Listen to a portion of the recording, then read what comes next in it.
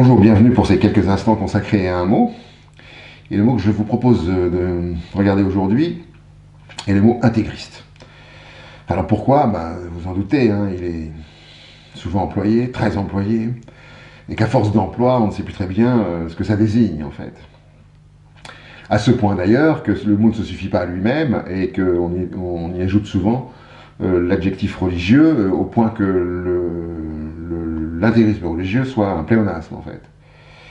Donc essayons de voir ce qu'on nous dit, ou ce qui est désigné, ou ce qui est décrit quand on emploie le mot intégriste, et plongeons-nous dans l'étymologie, et je n'ai pas trouvé grand-chose sinon un emprunt à l'espagnol en fait, et ce mot vient de là, c'est un emprunt à l'espagnol, integrista, je ne sais pas si je prononce bien ce mot-là en espagnol, mais je ne sais pas le faire autrement, integrista donc, et qui voulait dire membre d'un parti espagnol voulant la subordination de l'État à l'Église. Membre d'un parti espagnol voulant la subordination de l'État à l'Église. Donc clairement, un intégriste, c'est quelqu'un qui veut subordonner l'État à une loi supérieure, ou à une autorité supérieure. Alors évidemment, indéniablement, dans l'histoire, les religions ont fait preuve de tentatives nombreuses et souvent réussies de subordination de l'État à la loi de l'Église et au pouvoir de l'Église. Et il a fallu, en France particulièrement, il a fallu que nous connaissions en 1789, plus tard 1905, pour que cette subordination soit écartée. Et, définitivement, je ne sais pas, mais écartée pour le moins. Et donc, on souhaite de plus... en tous les cas, on s'est prémuni des tentatives de subordination des lois de l'Église, quelle que soit l'Église bien entendu, hein, que ce soit une mosquée, un temple, peu importe, des lois d'une Église à l'État. Pour autant, le danger, s'il est écarté en France pour le moment, reste très présent dans le monde. Et il y a beaucoup de pays aujourd'hui dont la loi n'est pas la loi de l'État, mais la loi d'un livre, la loi d'un Dieu, la loi d'une transcendance, et que dans ce cas, l'État est soumis volontairement, ou pas volontairement, suivant l'idée qu'on s'en fait, mais l'État est soumis et il est même construit à partir de la loi religieuse. Donc le danger existe toujours, parce que je le considère comme un danger, vous avez compris, il n'est jamais écarté, et ça nous dit qu'à nos frontières, alors évidemment plus ou moins éloignées, mais qu'à nos frontières, il y a toujours ce risque parce que les églises ne désarment jamais de ce point de vue. Mais c'est là où, me semble-t-il, le fait de dire que l'intégrisme est religieux réduit la possibilité de désigner d'autres intégrismes, c'est-à-dire au sens où il y a des idéologies et des dogmes aujourd'hui, des croyances, qui ne sont pas religieuses, mais qui veulent de la même façon subordonner l'État. Donc il me semble que c'est pour ça qu'il est intéressant de ne pas se limiter au domaine religieux. C'est un petit peu comme la laïcité qui se limiterait au domaine religieux, alors qu'elle se domine à toute idée, ou tout dogme, ou tout avis, ou toute opinion. Donc là c'est la même chose en fait. Le mot intégriste désigne plus largement, si on le consacre, si on l'emploie avec le mot religieux, on se prive de pouvoir désigner d'autres intégrismes qui existent. Et je vais vous en citer un. Donc la question qui va se poser, c'est évidemment, y a-t-il des croyances, des idéologies qui tentent de subordonner les États aujourd'hui? Et oui, il y en a, mais on y est moins sensible évidemment. Alors je vais vous donner un exemple très précis de ça. Vous avez ces temps-ci la Grèce qui s'est subordonnée,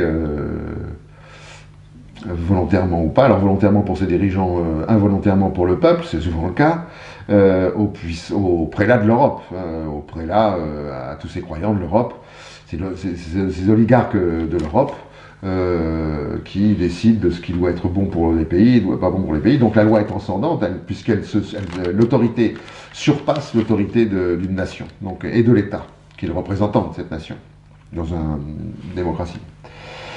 Et pour enfoncer le clou, j'ai une phrase de M. Juncker aujourd'hui, qui doit être le président de la Commission européenne, je crois, et qui dit la chose suivante: il ne peut y avoir, il a dit ça récemment, hein, il a dit ça il y a quelques jours, et on est pour ne rien vous cacher, on est en février 2015. Il ne peut y avoir de choix démocratique contre les traités européens. Il ne peut y avoir de choix démocratique contre les traités européens. Bon, on voit très bien quelle récitation il fait là, hein, en dehors des gens qui inspirent son idéologie. Il y a quelque chose qui est très intéressant, c'est qu'il considère donc qu'il y a une loi supérieure à la loi votée. C'est ça que ça veut dire. Hein. Il y a une loi supérieure à la loi votée. Et l'Église dit la même chose. Les Églises disent la même chose. Il y a des lois supérieures aux lois votées. Imaginez que l'Église aurait une puissance, une autorité supérieure à celle de l'État français. Vous n'avez pas de loi sur l'avortement. Alors certains s'en réjouiraient, moi non. Mais voilà, c'est exactement la même chose. Donc quand il dit qu'il ne peut y avoir de choix démocratique contre les traités européens, il y aurait une autorité supérieure à la souveraineté des peuples et de conduire leur destin. Donc d'une manière générale, le dogme libéral, néolibéral, tente avec succès de subordonner les États. Et au point que il y a certaines tentatives d'inscrire des règles qui ne sont pas des lois, ou des normes qui ne sont pas des lois, dans les constitutions des pays, des règles économiques par exemple. Il y avait, je crois, une tentative qui consistait à dire qu'on ferait une loi sur le déficit dans la Constitution française, ce qui est une aberration totale.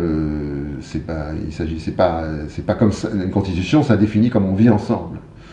Ça définit ce qui est le bien commun, ça ne définit absolument pas l'utilisation des outils. Eh bien,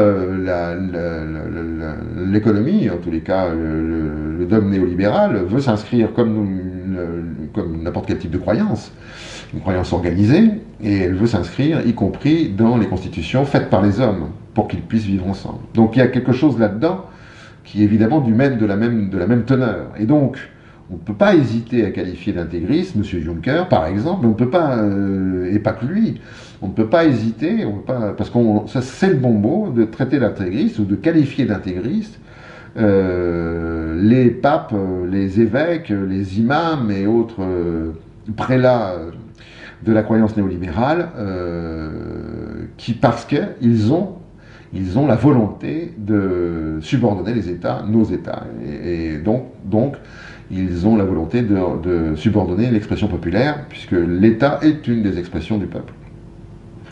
Voilà pour le mot intégriste. Vous voyez qu'il ne fallait pas réduire ce mot, il fallait bien aller chercher un petit peu ce mot-là. Pourquoi? Parce qu'il ne faut pas le réduire, même s'il est juste quand il définit des comportements religieux ou des tentatives de prise de pouvoir par le religieux, n'empêche qu'il n'y a pas que le religieux. En général, les dogmes et les idéologies sont visés par le mot intégriste, c'est pour ça qu'il y a d'autres intégristes qu'il fallait nommer. Merci de votre attention, à une prochaine fois pour un prochain mot. Au revoir.